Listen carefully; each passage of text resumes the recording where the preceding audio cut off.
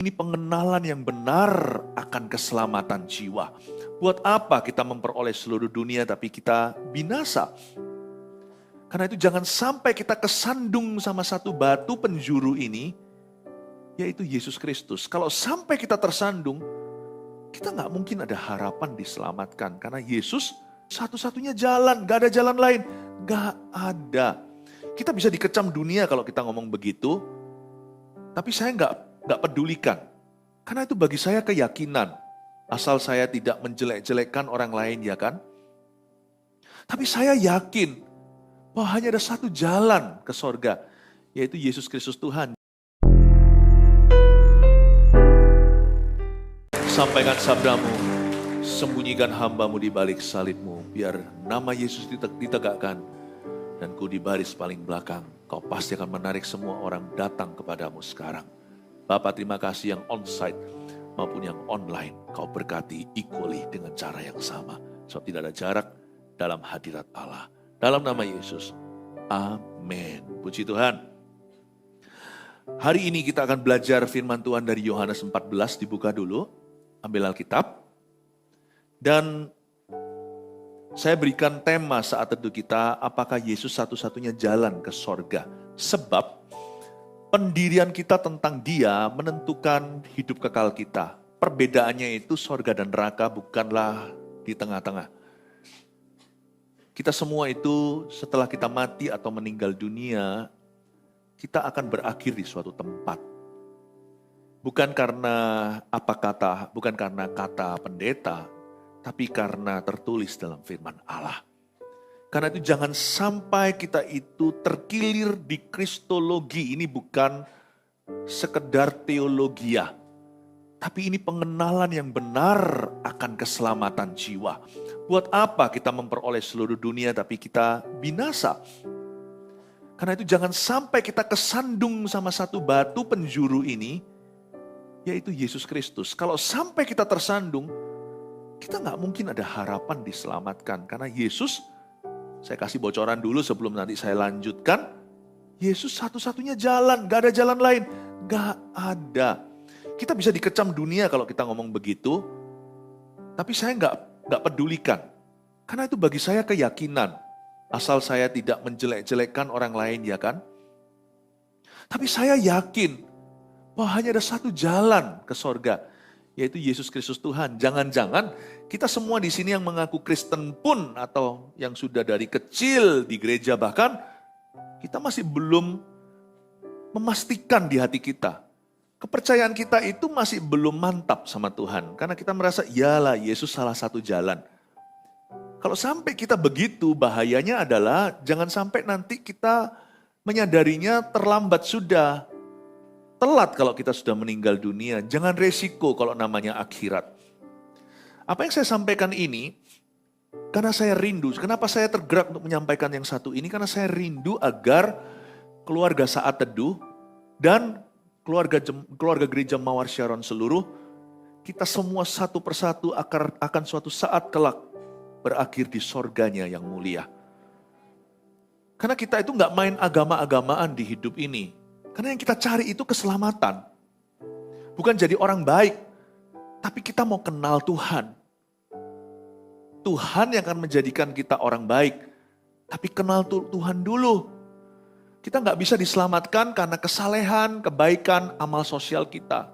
Gak bisa masuk sorga kalau kita gak kenal dengan yang punya. After all, kebaikan manusia itu semu, belum teruji. Kebaikan manusia itu seperti kain kotor, kata Alkitab. Karena itu jangan pernah kita itu puas hanya jadi orang baik. Temukan kebenaran soal keselamatan. Saya ingin keluarga saat teduh bersama dan jemaat gereja Mawar Sharon yang saya gembalakan. Kita semua suatu hari kelak sungguh-sungguh atau sungguhan masuk sorga. Percuma kita percaya atau apa. Percuma kalau kita melakukan liturgi agama kita. Kalau ujungnya kita binasa, ya kan? Saya mengambil tema ini sebagai tantangan harus saya khotbahkan. Karena saya punya tangan tidak mau berlumuran darah, hutang darah sama siapa-siapa. Saya harus beritahukan, Yesus satu-satunya jalan. Setuju atau tidak, saya tidak akan paksakan. Tapi inilah keyakinan saya dari firman. Mari kita buka Yohanes 14 ayat pertama sampai ayat 6. Saya bacakan dulu semuanya. Rumah Bapa judulnya di Alkitab kita. Janganlah gelisah hatimu, percayalah kepada Allah, percayalah juga kepadaku. Di rumah Bapakku banyak tempat tinggal. Jika tidak demikian, tentu aku mengatakannya kepadamu, kata Yesus. Sebab aku pergi ke situ untuk menyediakan tempat bagimu. Dan apabila aku telah pergi ke situ dan telah menyediakan tempat bagimu, aku akan datang kembali dan membawa kamu ke tempatku, supaya di tempat di mana aku berada, kamu pun berada. Dan kemana aku pergi, kamu tahu jalan ke situ. Kata Thomas kepadanya, Tuhan, kami tidak tahu kemana engkau pergi, jadi bagaimana kami tahu jalan ke situ? Kata Yesus kepadanya, kalau boleh kita baca bersama kalimat Tuhan ini, penting sekali. Kata Yesus kepadanya, 1, 2, 3, akulah jalan dan kebenaran dan hidup. Tidak ada seorang pun yang datang kepada Bapa kalau tidak melalui aku. Katakan amin. Apakah Yesus satu-satunya jalan ke sorga? Kita mulai dulu ayat 1, saya akan jelaskan dengan pelan-pelan. Janganlah gelisah hatimu. Ini kata-kata Yesus kepada murid-muridnya. Kamu jangan gelisah ya, jangan galau hatinya. Percayalah kepada Allah, seluruh bumi tahu bahwa di atas ada yang maha kuasa. Tapi enggak semua orang tahu jalan ke sana. Kebanyakan manusia itu mengira bahwa Allah itu terputus dengan ciptaannya. Kita hanya bisa berdoa, beramal sosial dengan harapan semoga kita bisa diterima di sisinya suatu hari. Paling tidak arwah kita bisa diterima di dekatnya. Kita nggak boleh kita nggak boleh gambling kalau soal akhirat. Nggak mungkin Allah menciptakan lalu Allah itu tutup pintu. Kalau Tuhan kita, Tuhan yang maha adil itu menciptakan sesuatu, Tuhan juga akan memberitahukan bagaimana jalan kepadanya. Tidak mungkin Tuhan itu setelah cipta cuci tangan atau lepas tangan. Tuhan kita nggak pernah hit and run, tabrak dan lari. Karena itu Tuhan berkata, jangan gelisah hatimu, your God is responsible for you. Allahmu itu bertanggung jawab. Percayalah kepada Allah, lalu ditambahkan, percayalah juga kepadaku. Karena gak seorang pun pernah kenal Bapa, gak ada satu orang pun pernah lihat Allah, kecuali Dia yang datang dari sorga. Yesus itu datang dari sorga. Meskipun lahir di palungan, Yesus tidak lahir dari sperma, tapi dari kandungan Bunda Maria yang tidak pernah bersetubuh dengan pria. Yesus itu 100% manusia, tapi kelahirannya itu ajaib, ini bayi ajaib satu-satunya. Yesus itu dilahirkan bukan karena benih laki-laki atau manusia. Asal usulnya bukan dari sini, sekalipun daging dan darah. Karena Yesus harus memikul dosa kita. Gimana Yesus bisa mengerti kita kalau Yesus gak pernah jadi kita, ya kan? Atau jadi seperti kita. Makanya Yesus harus menjadi seperti kita. Makanya Yesus sebagai manusia. Dan malaikat Gabriel memberikan nama. Beritahu kepada ayah asunya. Kamu nanti namai dia Yesus, yang artinya Allah menyelamatkan. Karena dia juru selamat kita. Tapi asal usul Yesus bukan dari sini. Yesus itu dari sana. Dialah anak Allah yang maha tinggi. Jangan sampai kita bengkok-bengkokkan kalimat ini. Masa Allah kawin mengawinkan. Manusia kan pikirannya selalu seks melulu. Kalau dia adalah anak Allah, bukan berarti itu bicara tentang perkawinan. Itu berarti menunjukkan sifatnya yang rendah hati. Allah kita itu tidak ciptakan lalu cuci tangan, tabrak lari, hit and run. Dia itu mengerti. Kalau hari ini kita itu dikhianati sama kawan, dia memahami. Kalau kita itu ditinggal mati oleh seseorang, Tuhan tahu perasaan berkabung. Tuhan mengerti di Getsemani ditinggalkan oleh Allah Bapa. Karena dosa kita, Eloi Eloi lama sabachthani. Jangan gelisah, engkau punya seorang Allah yang maha pengertian, bukan Allah yang jauh seperti yang dipercayai, seperti yang ada di dalam pikiran manusia. No, Allahmu lebih dekat daripada yang kamu kira. Jangan hanya percaya kepada Allah, percayalah juga kepadaku. akulah jalan kepada Bapa. Luar biasa loh. Makanya orang yang terima Yesus itu tidak akan lagi hidup sendiri. Orang yang menerima Tuhan, ada Immanuel penyertaan. Percayalah kepada Allah. Siapa enggak, semua orang tahu di atas ada yang maha kuasa. Tapi yang kalimat kedua ini enggak semua orang percaya. Percayalah kepadaku, kata Yesus Kristus. Karena di dalam Tuhan ada damai sejahtera. Kamu enggak usah gelisah. Worst come to worst, skenario terburuk, kalau kamu mati dan sudah percaya Tuhan, kamu masuk sorga. Karena itu jangan galau, hatimu jangan gelisah. Di dunia ini kamu boleh mengalami 1001 pencobaan, bahkan penderitaan. Jangan kamu kecewa sama Tuhan. Maksimalkan penderitaan manusia, ujung-ujungnya kan hanya mati. Tapi kalau hidup adalah Kristus, mati pun adalah keuntungan. Mati itu hanya sebuah pintu untuk masuk ke dalam kekekalan. Karena orang yang diselamatkan punya hidup kekal, orang yang terima Tuhan. Tuhan bilang, kamu jangan gelisah. Kalau kamu percaya kepada Allah, dan kalau kamu percaya kepada aku, hidup ini sementara, next ada sorga. Jangan kamu tuntut keadilan, apalagi dari orang yang tidak percaya Tuhan. Jangan tuntut keadilan dari orang fasik. Mana keadilan? Keadilan itu di dunia ini pas-pasan. Iya, itu pun jikalau diusahakan.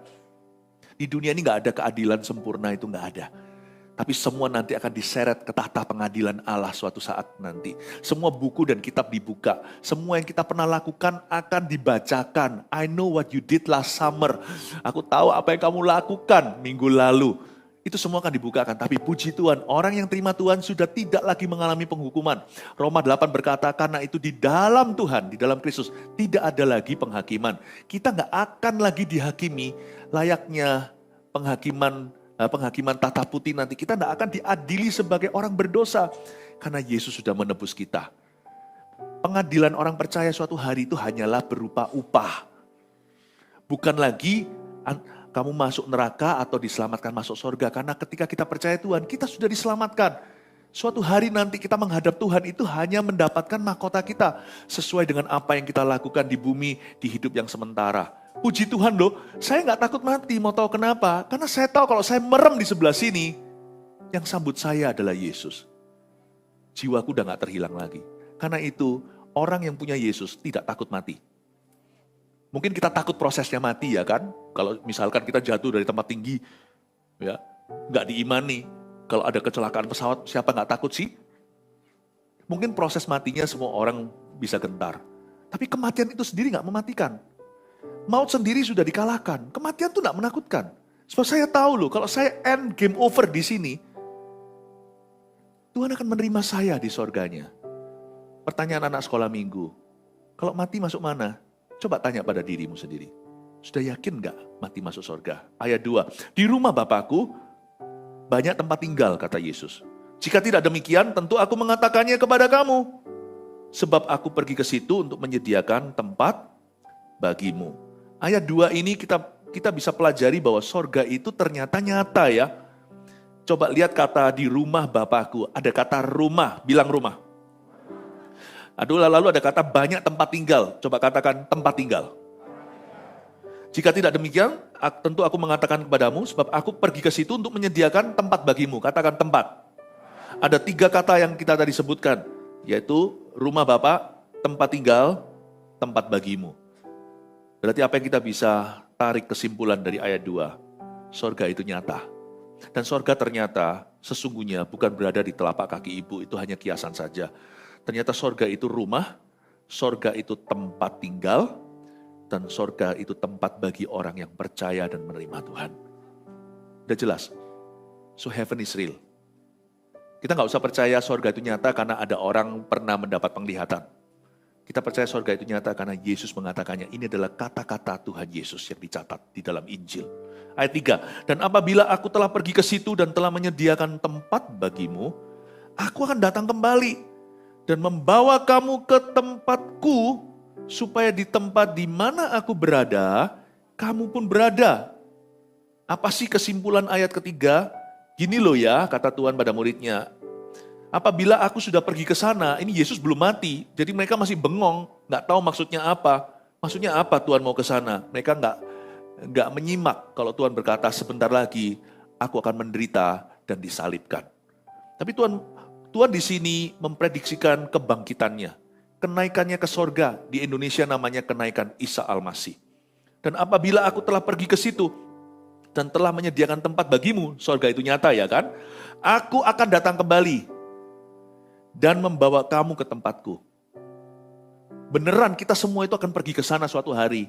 Tapi yang pasti bukan melalui jalur bunuh diri.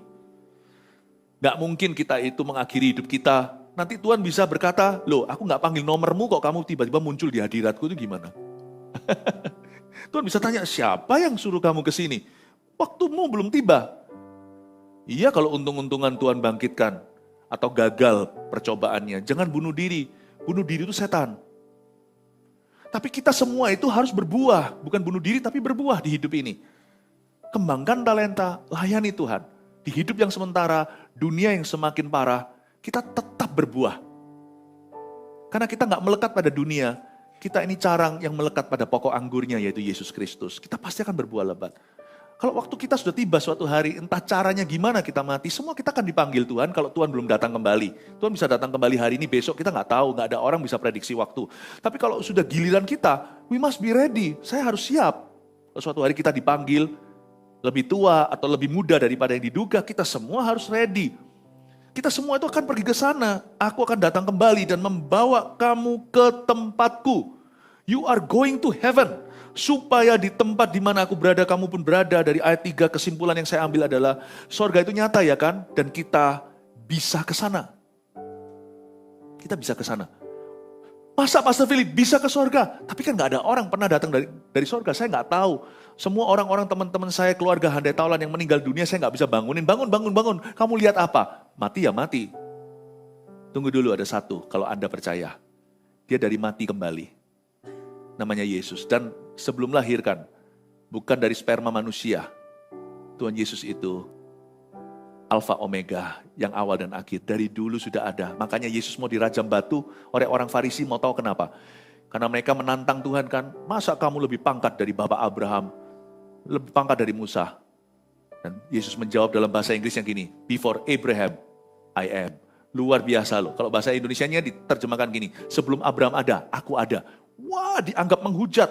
Hanya orang yang mengaku dirinya Allah yang berkata begitu. Masa dia itu sebelum Abraham sudah ada, wong umurnya masih 32, 31, 32, 33 waktu itu kan masa-masa Yesus melayani. Di dalam sejarah tercatat public ministry atau pelayanannya secara publik. Usia 30-an.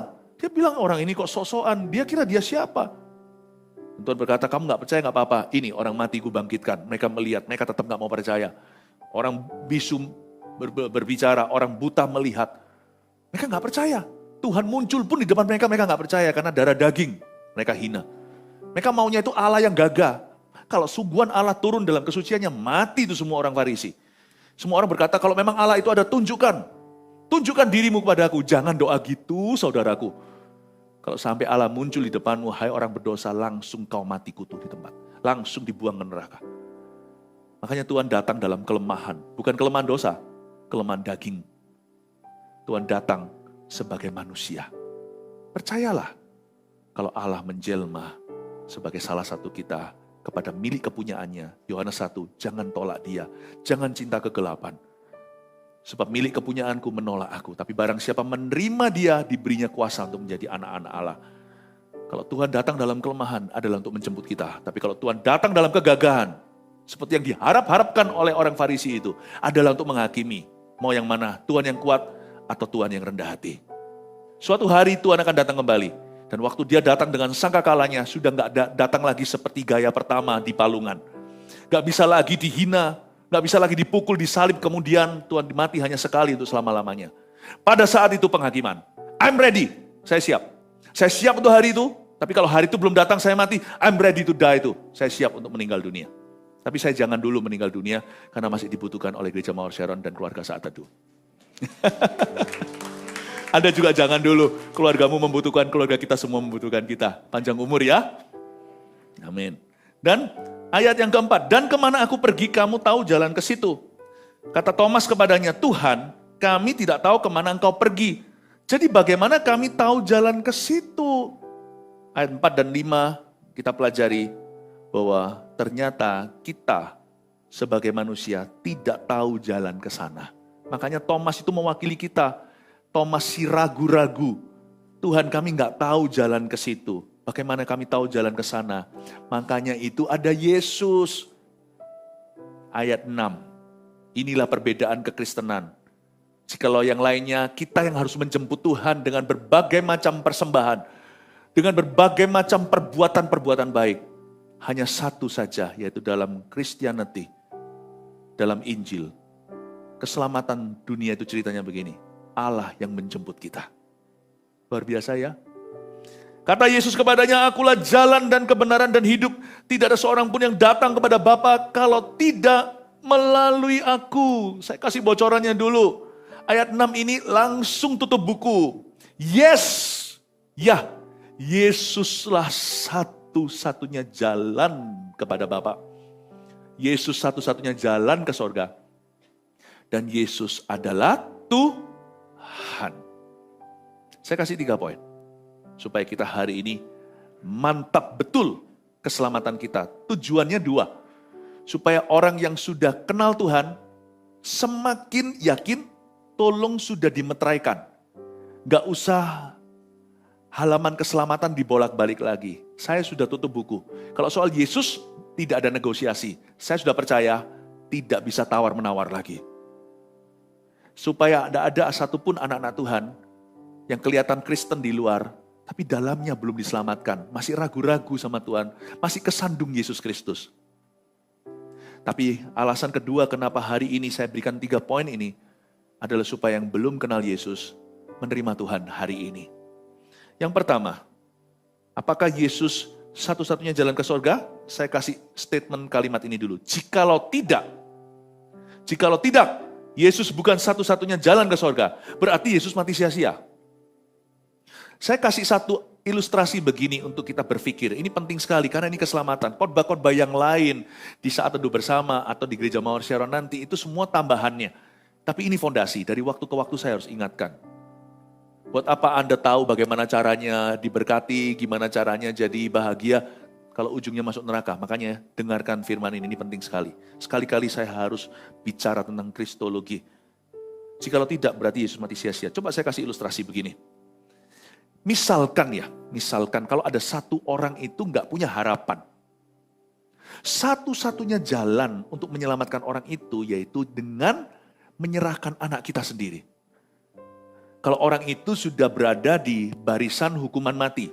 Satu-satunya jalan untuk menjemput dia keluar dari penjara adalah kalau saya kasihkan anak tunggal saya. Sudah saya bolak-balik cari cara-cara lain. Apakah ada jalan tikusnya?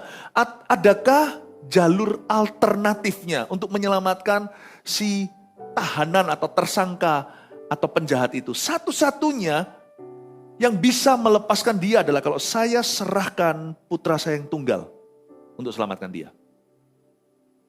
Lalu setelah saya serahkan, anak saya mati demi orang itu, lalu baru saya tahu ada jalan lain. Konyol kan?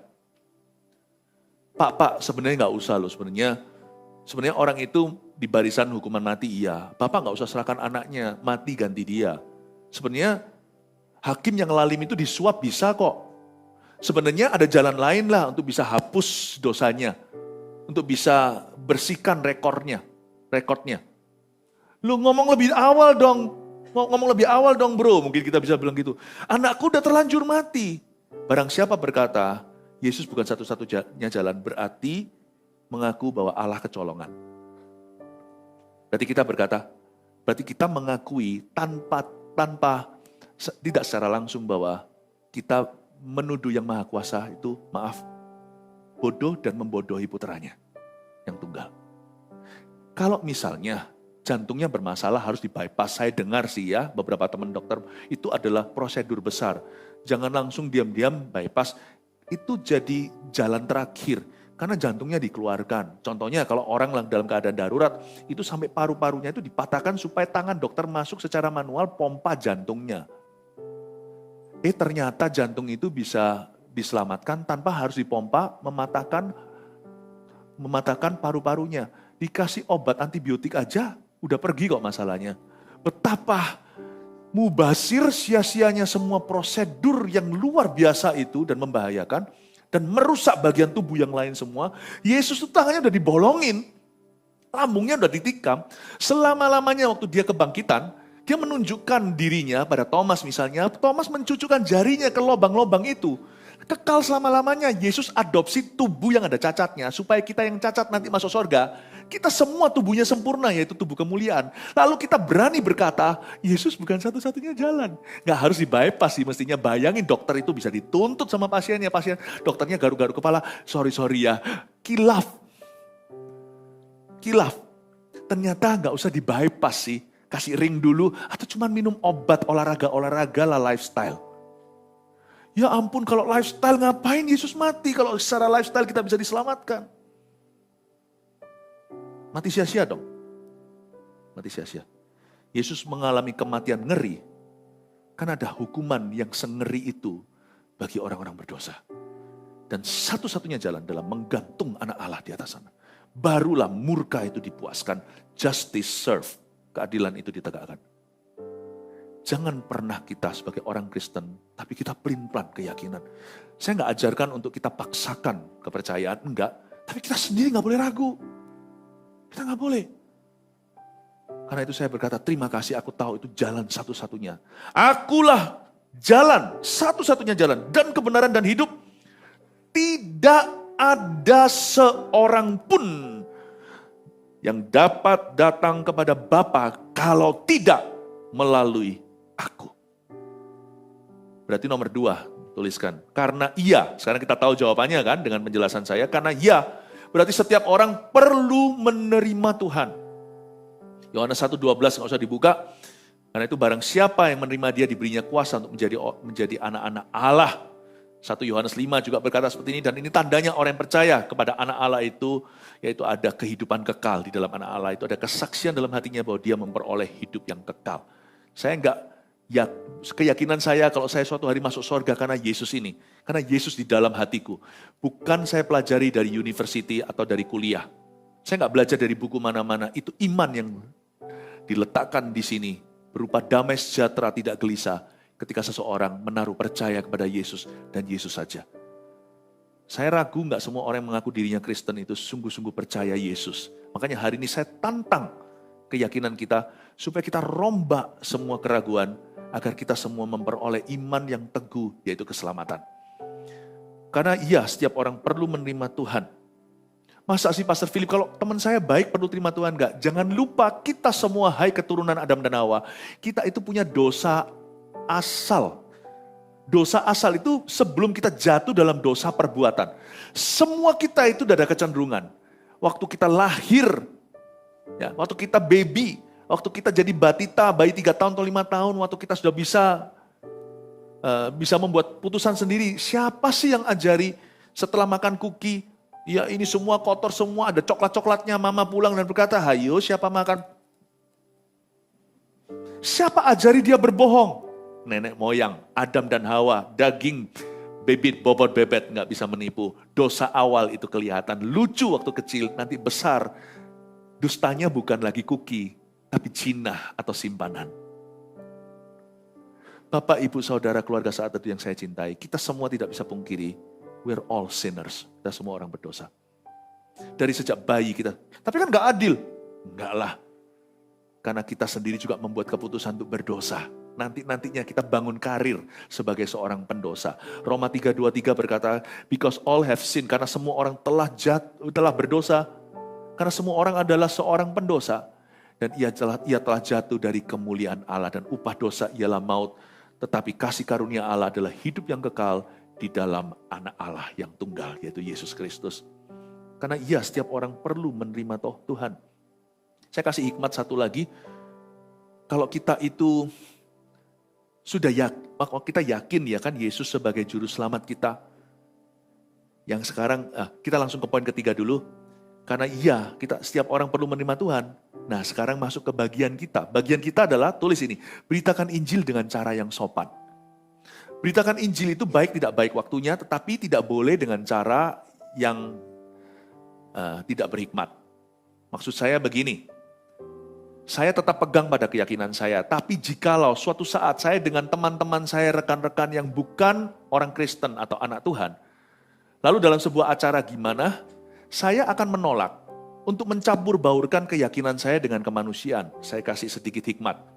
Maksudnya, jikalau dalam sebuah acara tersebut, semua orang sebut, misalkan orang Kristen sebut shalom, lalu setiap orang punya sebutan sendiri. Saya tidak akan samakan Tuhan saya dengan yang lainnya. Karena saya tahu dia satu-satunya jalan. Tapi saya juga nggak boleh sok-sokan. Karena pada saat seperti itu tenggang rasa dibutuhkan. Tanpa saya harus kompromikan, jadi lebih baik saya sebut selamat malam. So, saya tidak akan paksakan ke orang lain. Dan saya juga tidak mau karena pressure, tekanan, saya akan ucapkan sesuatu yang saya tidak yakini itu. Saya harus keluarkan kalimat-kalimat, kata-kata yang dalam, saya sebagai anak Tuhan, saya punya sebutannya sendiri, paham maksud saya? Memang memberitakan Injil itu harus selalu setiap waktu, namun demikian juga tidak boleh di dalam konteks yang salah, yang tidak tepat. Misalnya kalau saya sama-sama melakukan suatu tindakan kemanusiaan dengan orang-orang yang tidak semuanya anak-anak Tuhan, dengan orang-orang dari kepercayaan berbeda-beda, maka saya akan hargai. Kemanusiaan saya lakukan sebagai manusia, sebagai good citizen. Saya tidak perlu pastikan semuanya, ayo kita semua doa menurut kepercayaan masing-masing, itu juga nggak perlu. Karena kita tahu, namanya peperangan rohani. Karena kita tahu, doa itu apa seperti yang diajarkan firman Allah. Saya akan hargai, saya tidak akan mengganggu.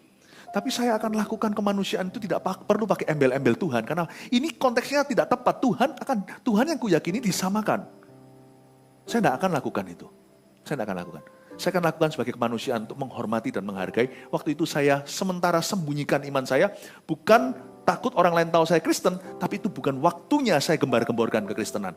Karena saatnya saya harus jadi manusia yang baik kepada orang lain.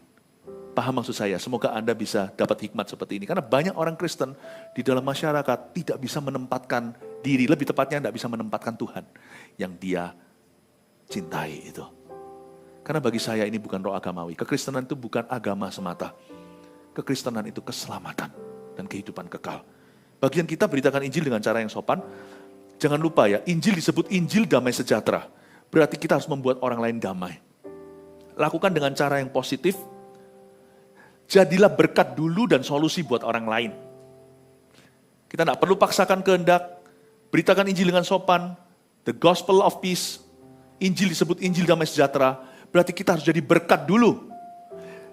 Bersaksi itu bukan pertama-tama mulut. Tapi bersaksi itu pertama-tama kehidupan. Lalu mulut juga. Karena itu jangan pernah memberitakan cheap gospel atau Injil yang murahan. Ayo kamu ikut Tuhan supaya kamu gini. Nanti ya saya doakan kalau kamu sembuh kamu jadi Kristen ya. Jangan begitu. Tuhan pun tidak pernah begitu. Tuhan sembuhkan 9 kusta tidak kembali. Tuhan tetap sembuhkan. Jangan campur baurkan. Injil yang kita beritakan itu expensive. Jangan beritakan cheap gospel atau Injil murahan. Jangan. Ya.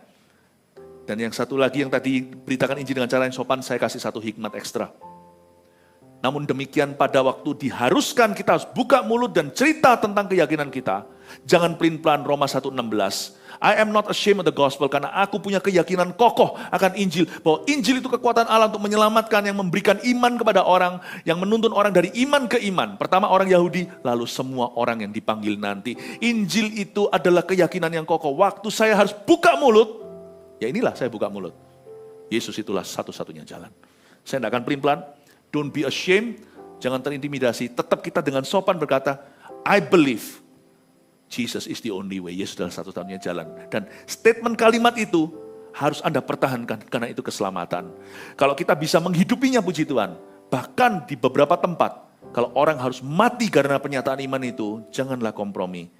Karena jangan takut dengan orang yang bisa membunuh tubuh. Takutlah kepada dia yang bisa membuang baik tubuh maupun roh kita ke dalam neraka. Yesus itulah satu-satunya jalan. 3 poin ini, apakah Yesus satu-satunya jalan ke surga? Jikalau tidak berarti Yesus mati sia-sia. Sekarang Anda sudah mengerti. 2, karena setiap orang perlu menerima Tuhan. Sudahkah Anda menerima Tuhan Yesus? 3, bagian kita adalah beritakan Injil dengan cara yang sopan. Haleluya, mari kita berikan tepuk tangan bagi Tuhan.